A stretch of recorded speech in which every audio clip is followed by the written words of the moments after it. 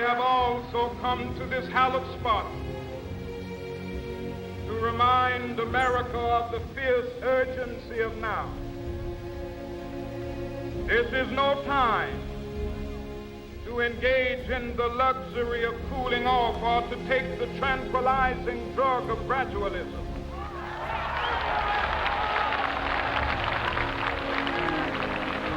Now is the time to make real the promises of democracy.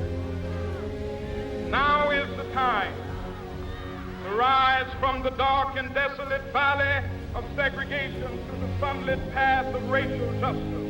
Now is the time to lift our nation from the quicksands of racial injustice to the solid rock of brotherhood. Now is the time. Make justice a reality for all of God's children. It would be fatal for the nation to overlook the urgency of the moment.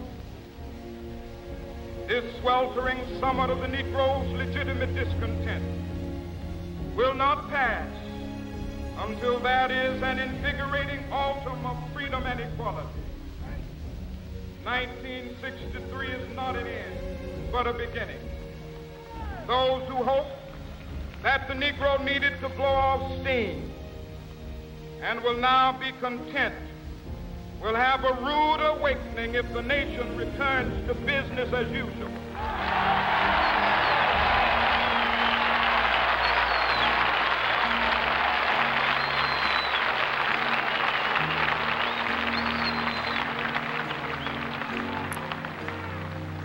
There will be neither rest nor tranquility in America till the Negro is granted his citizenship rights.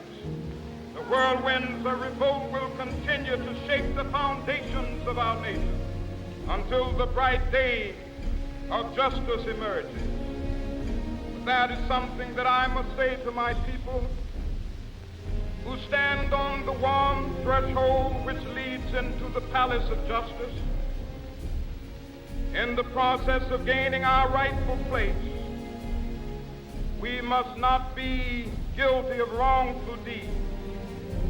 Let us not seek to satisfy our thirst for freedom by drinking from the cup of bitterness and hatred.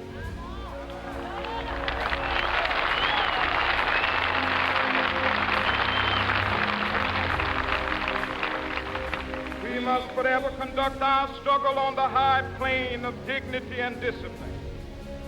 We must not allow our creative protests to degenerate into physical violence. Again and again, we must rise to the majestic heights of meeting physical force with soul force. The marvelous new militancy which has engulfed the Negro community must not lead us to a distrust of all white people. For many of our white brothers, as evidenced by their presence here today, have come to realize that their destiny is tied up with our destiny.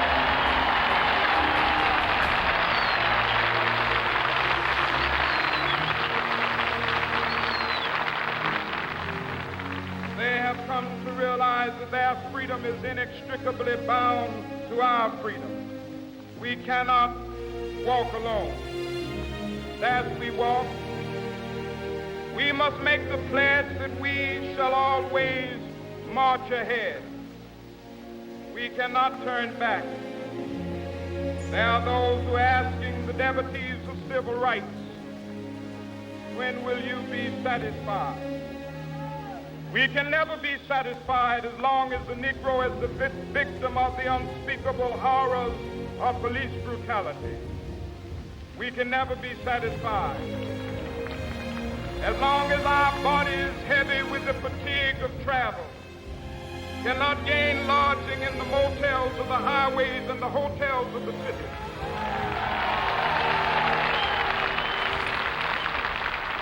We cannot be satisfied as long as the Negro's basic mobility is from a smaller ghetto to a larger one. We can never be satisfied as long as our children are stripped of their selfhood and robbed of their dignity by signs stating for whites only.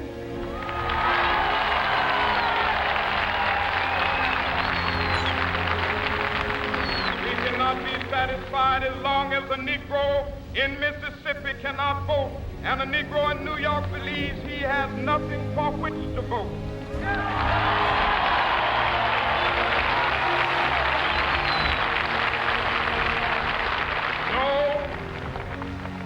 No, we are not satisfied, and we will not be satisfied until justice rolls down like waters and righteousness like a mighty stream.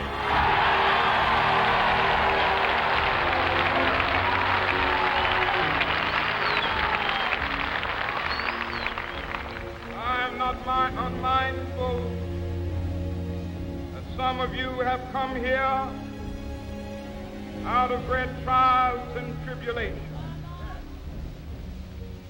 Some of you have come fresh from narrow jail cells. Some of you have come from areas where your quest for freedom left you battered by the storms of persecution, staggered by the winds of police brutality. You have been the veterans of creative suffering. Continue to work with the faith that unearned suffering is redemptive. Go back to Mississippi. Go back to Alabama. Go back to South Carolina. Go back to Georgia. Go back to Louisiana. Go back to the slums and ghettos of our northern cities, knowing that somehow this situation can and will be changed. Let us not wallow in the valley of despair. I say to you today, my friend,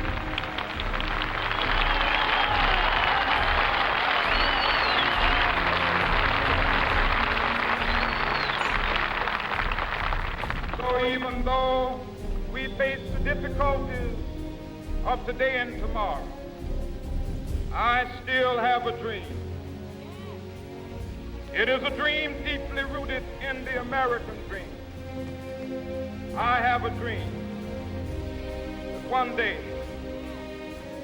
this nation will rise up, live out the true meaning of its creed.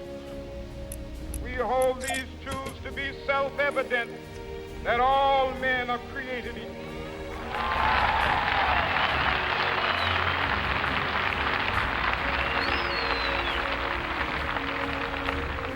I have a dream that one day on the red hills of Georgia, sons of former slaves and the sons of former slave owners will they be able to sit down together at the table of brotherhood. I have a dream that one day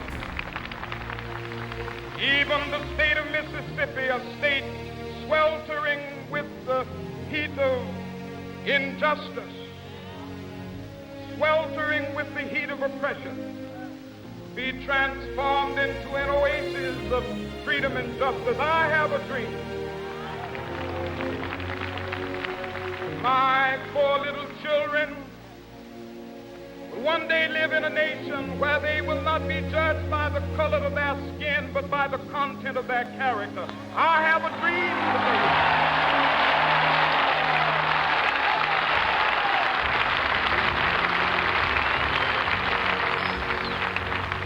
I have a dream that one day down in Alabama, with its vicious racists, with its governor having his lips dripping with the words of interposition and nullification, one day right there in Alabama, little black boys and black girls will be able to join hands with little white boys and white girls as sisters and brothers. I have a dream today.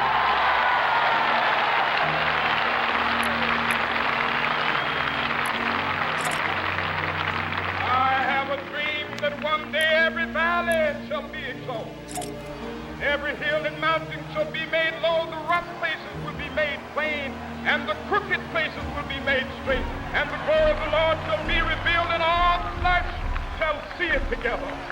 This is our hope. This is the faith that I go back to the South with. With this faith, we will be able to hew out of the mountain of despair a stone of hope. With this faith, we will be able to transform the jangling discords of our nation into a beautiful symphony of brotherhood. With this faith, we will be able to work together, to pray together, to struggle together, to go to jail together, to stand up for freedom together, knowing that we will be free one day.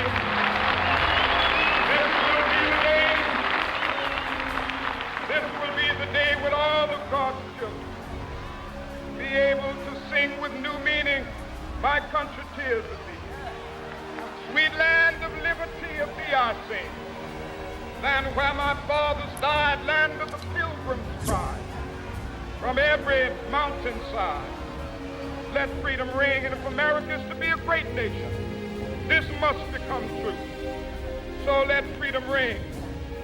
From the prodigious hilltops of New Hampshire, let freedom ring.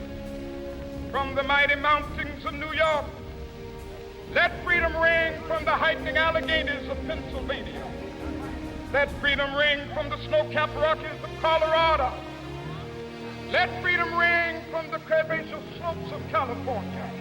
But not only that, let freedom ring from Stone Mountain of Georgia. Let freedom ring from Lookout Mountain of Tennessee. Let freedom ring from every hill and molehill of Mississippi, from every mountainside.